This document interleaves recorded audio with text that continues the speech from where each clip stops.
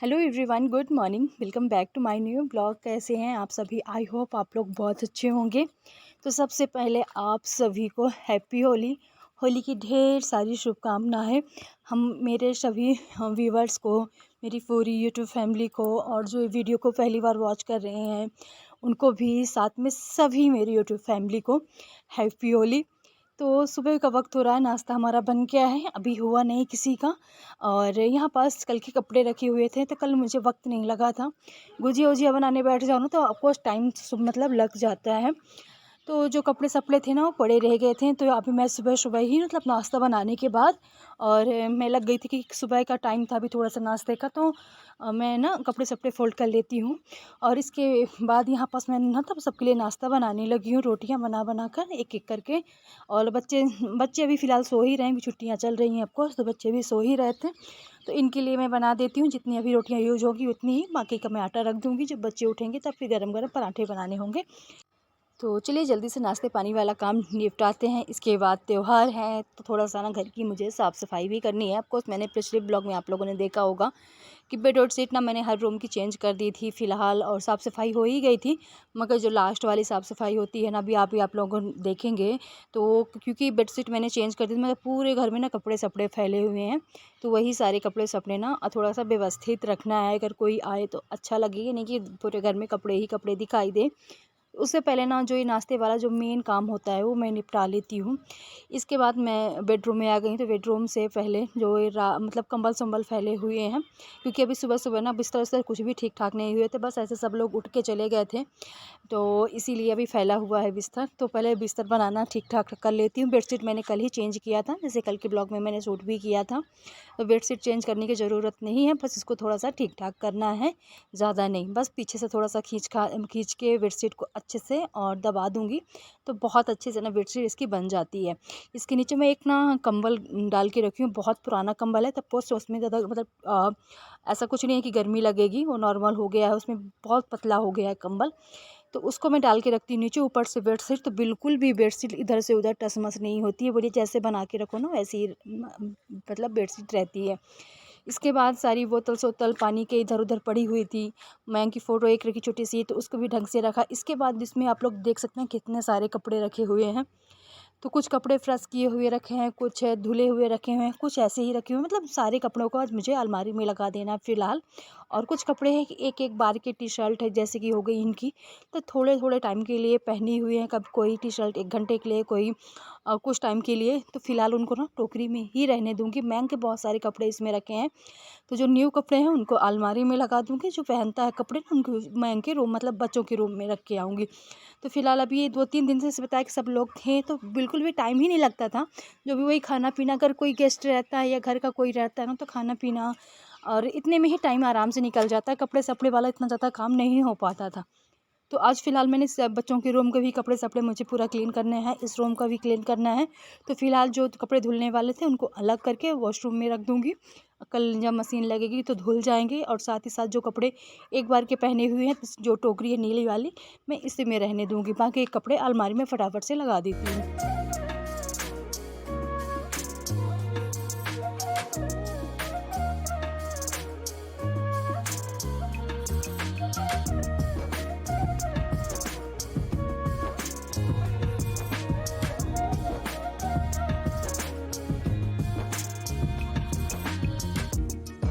तो चलिए, जैसे कि त्यौहार है, मैं बताई भी कि अगर कोई आए तो अच्छा नहीं लगता ना कि पूरे घर में कपड़े सपड़े फैले रहते हैं।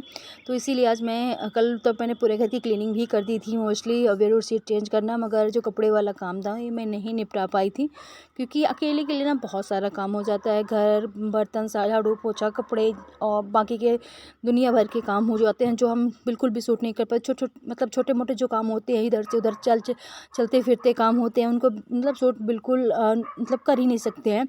तो अकेले के लिए बहुत ज़्यादा काम हो जाता है और एक दिन में हो भी नहीं पाता है। तो मैं कोशिश यही करती हूँ कि आराम से काम हो, मैं करने की कोशिश करती हूँ कि हो जाए।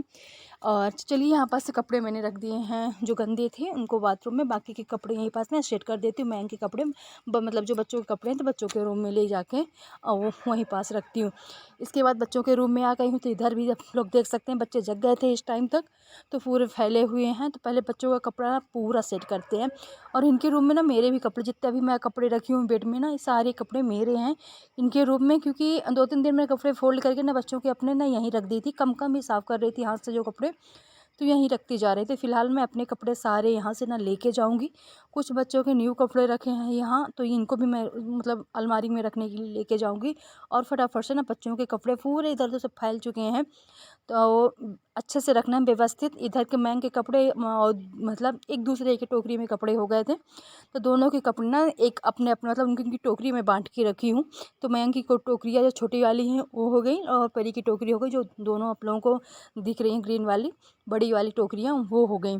तो दोनों के कपड़ों को बांट के रखी हूँ, और ख़ासकर कपड़े के रखने के भी मैं बांट के रखी हूँ। जैसे कि नीचे वाले में ड्रेस वॉस बच्चों के अधिकांश या जीन्स उन्स रखते हैं, और ऊपर वाली टोकरी में जो डेली के कपड़े रहते हैं तो उनको रखती हूँ, ताकि बच्चे निकाल भी लें और सारे ना कपड़े भी ना फैलें। और नीचे जैसे कि बताया कि नीचे वाली टोकरी में ड्रेस रखती हूँ। अधिकांश जो कपड़े बहुत कम होते यूज़ होते हैं, जैसे जीन्स उन्स कभी कभार है कहीं बाहर गए, क्योंकि जीन्स तो घर में कोई डालता भी नहीं है। तो चलिए मोस्टली कपड़े हो चुके हैं, और ये सारे कपड़े ना मुझे उस रूम में लेके जाने हैं। इसमें कुछ बच्चों की कोट वोट भी रखी हुई थी स्कूल की, तो इनको भी मुझे फ़िलहाल ना बेड में लगा देना है।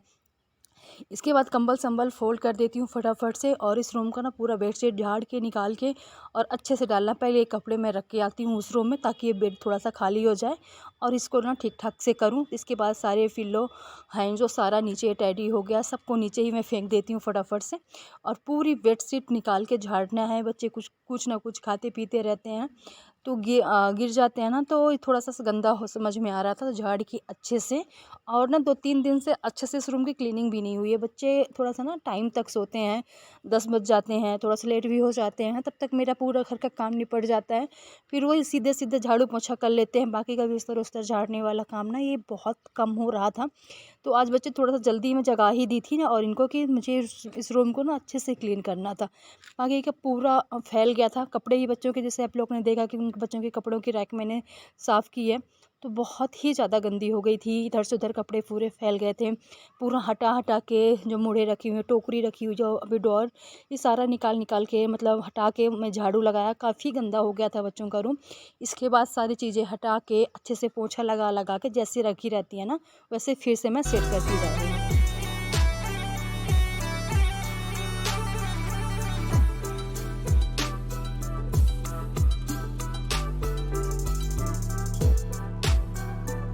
और यहाँ पास में पोछा लगाना शुरू कर दी थी। बाकी का मतलब हर जगह तो मैंने जो चीज़ें हटाई थी लगा दी थी, और यहाँ पास फ़ोन में ही आ गया था, मैं फ़ोन में भी लगी थी, साथ में पोछा भी लगा रही थी।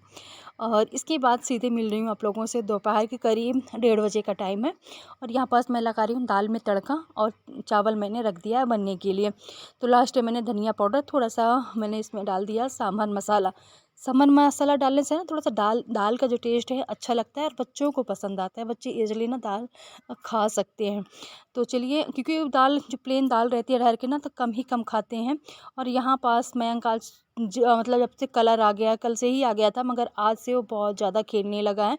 जैसे कि आप लोगों ने देखा थे, मतलब मयंक के बड़े पापा आए हुए थे, तो कलर और पिचकारी सब उसके लिए ख़रीद के गए हुए हैं।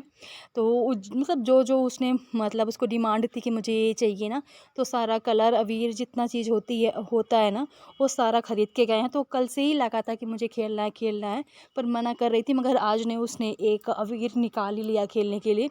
अभी मैं आगे ब्लॉग में दिखाऊंगी आप लोगों ने वो कितना खेला है, अकेले ही, कोई नहीं था, तो अकेले ही बाहर पूरे पेड़ पौधों में डाल डाल के ना अकेले ही खेल रहा था।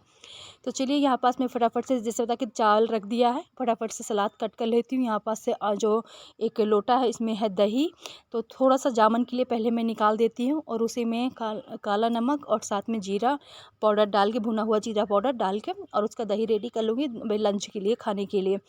तो यहाँ पास चावल मतलब बनने के लिए रख दिया। इसके बाद जैसे कि बताया आप लोगों को, ये शाम का टाइम है, करीब 4:30 बजे के आसपास का टाइम है, और उसको देख सकते हैं कितना ज़्यादा भूत बना। उसके यहाँ पास डांट पड़ रही थी, इसलिए वो गुस्सा हो रहा था, और उसको मैं डांट रही थी कि नहा लो जल्दी से। और मतलब पूरा एकदम से कलर अकेले ही अपने ऊपर ही खेल रहा था। तो चलिए, बच्चों का होता है खुश होने के लिए थोड़ा सा खेलते हैं। यहाँ पर छुप भी रहा था, जैसे देख सकते हैं स्टोर रूम में जाके छुप गया है। फिर उसको मैंने पानी वानी दे दी गरम, तो नहाने लगा। इसके बाद मैं बनाने लगी हूँ चाय यहाँ पास। तो फटाफट से चाय साय बना लेते हैं।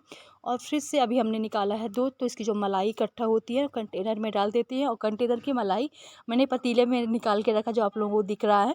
उसका मुझे बनाना था आज घी। पर कहते हैं कि ना संडे को ना किसी और कहीं से और दूध आए ना, जैसे कि हम दूध हमारे घर में डेयरी से आता है, तो कहते हैं कि घी नहीं बनाना चाहिए। वैसे मैं मानती नहीं हूँ, पर अगर आज मुझे याद आ गया अचानक, तो मैंने छोड़ दिया कि चलो कल बना लेंगे, यानी मंडे के दिन। तो इसके बाद यहाँ पास मैं चाय जैसे कि बता के रखती हूँ बनने के लिए। 4:30 या 5 बजे का टाइम वही होता है, चाय का टाइम होता है इवनिंग का।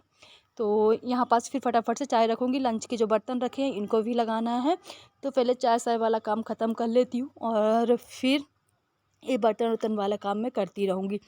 और आज जैसे कि वीडियो मेरी जाएगी होली के दिन, तो आप सभी को फिर से एक बार हैप्पी होली। और आपको, आपके सारे पूरे परिवार को, सभी को मेरी तरफ से होली की ढेर सारी शुभकामनाएं। तो बस आज का वीडियो थोड़ा सा ही था, छोटा सा ही था, ज़्यादा कुछ नहीं था। बस जितना कभी कभी होता है ना, सिंपल सा ही दिन निकल जाता है, तो उसमें ज़्यादा कुछ शूट नहीं कर पाई। मिलती हूँ आप लोगों से नेक्स्ट ब्लॉग में।